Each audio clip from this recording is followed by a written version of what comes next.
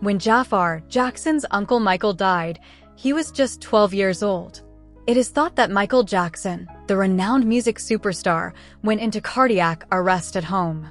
He played the pop king's role in the movie Michael, which was his first acting role decades later. Yes, Jaafar now talks about the experiences that molded him, the burden of carrying on his family's tradition, and the remarkable process of channeling his uncle's soul. It was amazing how much he believed in manifestation. It wasn't until I really dug into it that I realized that about him. The last rehearsal then starts. June 24, 2009. Michael Jackson's arrival at the Staples Center in Los Angeles at around 5 p.m. created a buzz of excitement. For what would be his last practice in his blacked-out SUV, he enthusiastically discussed a possible Halloween television special that would highlight his artistic ideas during a positive meeting with concert promoters. Michael was radiant that evening, according to later memories from vocal director Dorian Hawley. The crew was astounded to witness his ambitious plan for the 50-concert London residency finally come to fruition as he skillfully performed intricate pieces, including Earth Song, Thriller, and Scary. He defied all expectations by moving with the grace and quickness of somebody half his age at 50. He made a joke about having mild laryngitis, but as soon as the music began, he was unstoppable. That evening, everyone in attendance thought they were seeing something genuinely unique. A moment that would go down in history for all the wrong reasons. Before we continue, let's examine this poignant picture of a young man who resembles Jaafar Jackson sitting in front of a breaking news story about Michael Jackson's passing. The moment feels particularly tragic because of his yellow shirt and shocked demeanor, which give the impression that he is having difficulty comprehending that his well-known uncle has actually passed away. In addition to suggesting a difficult family occasion, the picture links Jaafar to the legacy he would carry on years later by playing Michael on screen. Do you know how much Jaafar missed Michael? Tell us in the comments. The last stand of a perfectionist. Michael exerted intense pressure on himself throughout the evening, leaving his partners in utter amazement. He performed fast-paced 6- and 7-part harmonies to show his vocalists exactly how he wanted each note to sound. His dancers and band sat there stunned. On that stage, he was still the best at everything, and his enthusiasm was contagious. However, some saw but ignored the signals of fragility hidden behind the brilliance. Michael once covered himself with a thick blanket during a break and discreetly told the crew that, despite the warm stadium temperature, he was freezing. His body was powered only by willpower and adrenaline. The rehearsal continued until after midnight. Just before midnight, Holly and Michael departed to go to additional meetings. Michael vowed to see everyone the next afternoon, grinned heartily, and signed autographs for eager admirers before departing. Just before the incident, Michael came home around midnight, exhausted physically but unable to sleep emotionally. He had been suffering from terrible insomnia for years, and the stress of the rehearsal only made it harder for him to fall asleep. His personal doctor tried a number of sedatives during the early hours of June 25th, but none of them seemed to be effective. Michael begged repeatedly to be knocked out by any means necessary, desperate to get some rest so he could save his voice and stamina for the rehearsals the following day. Lastly, propofol, a potent surgical anesthetic commonly used in hospital operating rooms, was given by the physician. In his rented property in Homey Hills, Michael experienced a sudden heart arrest due to the drug. 12:21 p.m. Michael was not breathing and was not responding to CPR, according to a security guard who frantically called 911. It was already too late to save the Pop King, even if the operator helped the caller perform chest compressions. A city is in mourning. Within minutes of the 911 call, paramedics arrived, treated Michael on the spot for 42 minutes, and then hurried him to Ronald Reagan UCLA Medical Center. Refusing to lose up on the King of Pop, they frantically continued resuscitation efforts in the ambulance. Family members congregated at the hospital, giving each other hugs and consoling one another as they dealt with the situation's great shock. There, Katherine Jackson prayed for an unattainable miracle. 2:26 p.m. The attending physicians formally declared Michael Jackson dead. At the age of 50, the king of pop passed away, leaving a lasting legacy. He began his life as a young child in Gary, Indiana, singing for his family. Giving his all to his music and his followers was how he concluded his trip. Just hours before his death, he gave his kids a lovely evening of dancing and a heartfelt grin as his last present. Jaafar's early recollections.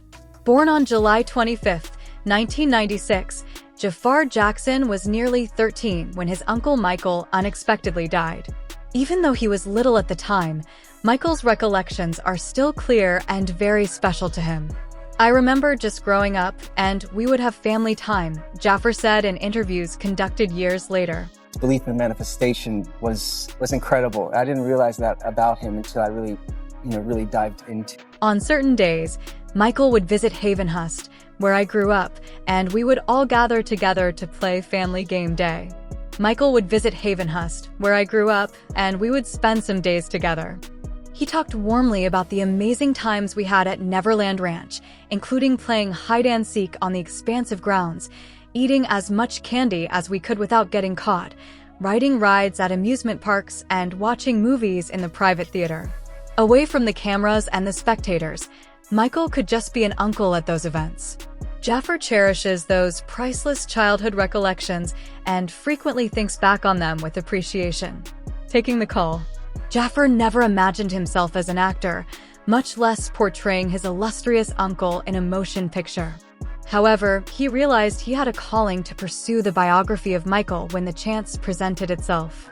He devoted almost 2 years to rigorous training, concentrating on accurately mimicking Michael's dancing, distinctive voice, and distinguishing mannerisms. As part of his amazing belief in manifestation and positive thinking, he analyzed personal notes and affirmations that Michael had written, as well as mantras that were displayed on ceilings and mirrors. "From day one, I was put in a position where I had to show up ready," Jaafar remarked regarding the challenging position. His commitment to authentically portraying the character was commended by his family. "That was all I needed to hear." Channeling his uncle's spirit, Jaafar remarked, the responsibility never left his shoulders throughout production. The director Antoine Fuqua was instantly struck by how much Jaafar's appearance, mannerisms, speech patterns, and mild disposition mirrored those of his uncle. The entire audience started crying when Jaafar responded to a question during an early screen test completely in character, as if he were Michael. Jaafar was not content to just follow in his uncle's footsteps. He desired to embody the genuine spirit and essence of his uncle. He told interviewers, "Yeah, I wanted to set goals for myself to nail the mannerisms. I didn't want the acting to surpass the dancing or the dancing to surpass the acting." The vocals in the movie combine recordings of Michael with his own voice to provide a genuine sound. For Jaafar, every gesture and note had profound personal significance. The role required all of his abilities. It took up years of his life and was a labor of love and commitment. Throughout the entire process, he remained steadfast in his dedication to honoring his uncle. The public is aware of more than just Jaafar's response to Michael's premature passing. Other family members' reactions to the heartbreaking news are shown below. The destruction of Katherine Jackson. On that awful afternoon, Michael's mother, Katherine Jackson, was at the hospital when her son was declared dead. She started crying every time the family talked about him in the days that followed. Her husband Joe reported that she was taking it very hard and was concerned about her health because she was unable to manage her intense sadness. Prince, Paris, and Blanket, Michael's 3 children, were the family's top priorities, and despite her heartbreaking loss, Katherine remained their pillar of support. "A mother could give," she remarked after watching her grandson Jaafar play Michael in the movie years later. "Jaafar embodies my son," she continued, her eyes welling with sorrow. She acknowledged that there were times when she was unable to distinguish between Michael and Jaafar on television. Even on her worst days, her faith kept her going. Her belief and her grandchildren gave her strength. Joe Jackson was irritated. When his son passed away, Joe Jackson was in Las Vegas and received the devastating phone call. The family was gathering at the Enino residence, which he drove to right away. Everyone in his immediate vicinity could feel his rage and frustration. "We don't like what's going on," he said to media assembled outside the family residence. He and Catherine wanted to know what had happened to their son. Joe expressed dissatisfaction with the way Michael's handlers were handling the problem and called his other children emotional wrecks. "The children's safety and well-being are our main priority," he strongly declared in a statement sent to the public. Losing his son, the first kid he had ever lost, made his anguish unbearable. As cameras flashed outside the house, the patriarch of the family found it difficult to remain composed. A father's fervent love for his lost son was the source of his frustration. Joe's deep sadness was concealed by his rage. Jermaine's broken world. "To hear my mother say, 'Michael has passed away.'" Years later, Jermaine Jackson stated, "No one can ever imagine feeling and hearing the tone in her voice to say her child is dead." In that heartbreaking phone call, Catherine told him the news. Millions were struck by Jermaine's unadulterated, unvarnished sorrow in his first interview following Michael's passing. "He went too soon," he remarked. He described seeing his brother dead in the ICU as really upsetting and unbelievable. "I don't know how people are going to take this, but I wish it was me. I've always felt that I was his backbone." Waves of anguish appeared, but they never completely subsided. For years, Jermaine kept her suffering to herself. In those trying days after the tragedy, he took on the role of family spokesperson. Michael Jackson, my brother, and the renowned music king, died on Thursday. Over the years, he never wavered in his commitment to Michael's legacy. Every statement Jermaine made to the media showed how much she loved Michael. Heartbreak for LaToya. Over the phone, LaToya Jackson heard her mother yelling, "He's dead," a sound that would always follow her. In heartfelt interviews, LaToya said, "We lost. The entire world lost just an incredible person. You guys, you can't even begin to imagine how incredible he was." LaToya and her brother Randy took the initiative to keep the family together in the days that followed. "I just wish I could turn back time and he would still be with us," she said. LaToya's love for her brother was fierce and unwavering, and she committed herself to preserving his memory and protecting his legacy from those who would tarnish it. LaToya's protective instincts toward her brother's reputation remained strong. 3 days after Michael's death, Janet Jackson took the stage at the BET Awards. She paused for a long moment, clearly gathering herself, and told the audience, "My entire family wanted to be here tonight, but it was just too painful. It was just too hard, even though my whole family wanted to be here tonight." The realization didn't fully hit Janet until 3 months later during a rehearsal when a huge image of Michael appeared on a screen. "I started to cry. I had to step back," she said. Years later, when they performed their duet, Scream, on tour, it became an emotional journey for her. She promised to wear black for a year in remembrance of her brother, and her grief remained quiet and private. Their sisterly bond went beyond their professional collaborations, and Janet's anguish was visible in every performance she gave following his death.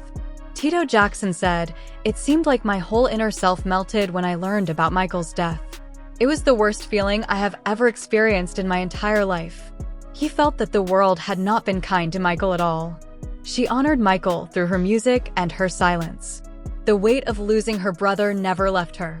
If you have made it this far, please hit the like button. It really helps the channel. Before his own death in September 2024, Tito frequently stated that he felt Michael wanted him to continue performing and sharing their music. His brother's spirit guided him until the end. Tito's love for Michael never diminished, and his dedication to Michael's memory was unwavering. "I don't know why," Tito thought sadly. "I would always say if we didn't have him, we sure would miss him. His death was such a major tragedy." Marlon Jackson received the news from Michael's manager. Responders found Michael not breathing and couldn't bring him around. Marlon later revealed that he hadn't seen Michael in the month prior to his death, but that he looked good the last time they were together. Marlon also reflected on the worldwide outpouring of grief, saying, "It's amazing to look at the reaction from all over the world. I don't think people will ever understand the loss of Michael as a brother versus as a pop star," he said. Years later, the Jackson brothers started singing again after a few years of mourning.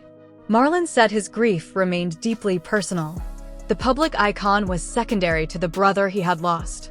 Marlon's pain was etched into every word he spoke about his brother. Jackie Jackson, the oldest brother, acknowledged that witnessing Jaafar's transformation into Michael in the biopic brought him to tears. Michael's death struck all of the brothers hard, and Jackie's grief never goes away.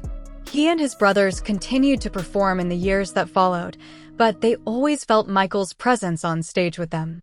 "Michael isn't here, but he's always in spirit with us on stage," Jackie said. The Jackson brothers' bond as brothers was forged through the unfathomable loss. Jackie frequently thought back on the amazing journey they had shared since childhood. He never stopped missing his younger brother. Jackie's love for Michael was unwavering. "Rebbie's daily tears were the most terrible thing I've ever experienced in my life." Rebbie Jackson called about Michael's death. "There was never a day that passed that she didn't think about him. Sometimes, in the middle of the day, she would just break down and start crying. When she saw Michael's picture, it brought tears to her eyes. We miss him so much," she said to a crowd, "and we know you do too." After Michael passed away, Rebbie thought of him as a child, innocent and full of joy. Memories of their shared childhood in Gary, Indiana, flooded back. Despite the pain, Rebbie firmly believed she would see her brother again in the next life. Her faith provided the only comfort she could find. Her grief was a daily reality she learned to carry with dignity and grace. She spoke of him frequently and with deep affection. Ree's private vigil. Together with LaToya, Randy Jackson played a pivotal role in keeping the family together following the tragedy. He accepted an Oscar award in recognition of Michael's support of children's causes, and when Michael's picture appeared during the Oscars tribute, Randy and his sister, Rebbie, watched in silence. Although Randy rarely discussed his grief in public, his actions spoke volumes. Randy was present at the family get-togethers in Enino, standing with his parents and siblings. His quiet strength kept the family through those turbulent days. Paris Jackson, then 11 years old, came up to the microphone at the Staples Center Memorial and said, "Ever since I was born, Daddy has been the best father you can ever imagine," her voice breaking, "and I just want to say I love him so much." His love for his brother was evident in every action he took. Millions of people around the world were moved by the moment when she broke down in tears and was assisted off the stage by her Aunt Janet. Prince, Paris, and Blinket, Michael's children, stayed with their grandmother Catherine in the days after his death. The family believed that Joe and Catherine were the only people who could help the kids grieve and understand who their father was. Paris carried that moment with her forever. Her words became the voice of a grieving world. She grew up carrying her father's legacy with grace, Prince's hidden strength. At the age of 12, Prince Michael Jackson was suddenly forced to grow up alongside his siblings. He was thrust into a spotlight he never requested. The family tried to give him, his brother, and his sister a sense of normalcy in the wake of their father's unexpected death. Prince, Paris, and Blinket expressed a desire to stay with their grandmother. Blinket's young loss, Prince Michael II, also known as Blinket, was only 7 years old when his father died, and the loss was nearly unfathomable at such a young age. Prince grew up carrying the weight of his father's legacy while forging his own path. Michael was a loving and devoted father to his children until his final hours. Prince handled his grief with remarkable maturity and became a protector for his younger siblings. Prince's strength was evident throughout his childhood and into adulthood. In the aftermath, Blinket and his siblings were surrounded by family. Catherine and Joe put the kids first. Blinket was raised away from the public eye, protected from intense media scrutiny. Although he rarely discussed his grief in public, the loss of his father at such a young age shaped the person he became. Michael had had a light lunch with his 3 children just hours before his final rehearsal. Those final hours together remained precious to the family forever. Blinket developed into a young man carrying on his father's legacy with quiet dignity. His love for Michael remained deep and unwavering. Brothers reunited in song. The Jackson brothers, Jackie, Tito, Jermaine, and Marlon, found their way back to music in the years after Michael's passing. They began performing together again and dealt with their loss day by day. They always felt Michael's presence on stage with them. "He's always there," Marlon said. Performing Michael's hits, such as Thriller and Bad, became a way to honor his memory. The brothers realized that there could never be an event big enough to truly send off the biggest entertainer in heaven. The stage became their sanctuary and their tribute to their fallen brother. The Jackson family found ways to celebrate Michael's life, despite the tragedy. LaToya encouraged fans to celebrate rather than grieve. Janet honored him through her music. The brothers continued to perform his songs for years. And Jaafar brought him back to life on the big screen, channeling his moves, voice, and essence. Katherine Jackson's words, "Jaafar embodies my son," became the ultimate validation of that effort. Michael's belief in love, in caring for the environment, and in spreading a message of unity. Nearly 17 years after his death, Michael Jackson's spirit continued to live on in the hearts of those who loved him. Jaafar Jackson hoped the biopic would help people understand Michael from a perspective they had never seen before. The Jackson family continued to grieve, but they also continued to celebrate. Marlon said they felt Michael's spirit every time they performed. Tito frequently spoke of Michael's goodness and his incredible talent prior to his passing. Although Michael Jackson passed away on June 25, 2009, his music, his children, and his family, the king of pop, would never truly be gone. The Jackson family's story is one of deep loss and unwavering love. From the last rehearsals to the worldwide outpouring of grief, Michael's music never stopped, and neither did his family's commitment to his memory. Through Jaafar's portrayal, a new generation now sees the man behind the legend, a brother, a father, and an uncle who continues to inspire.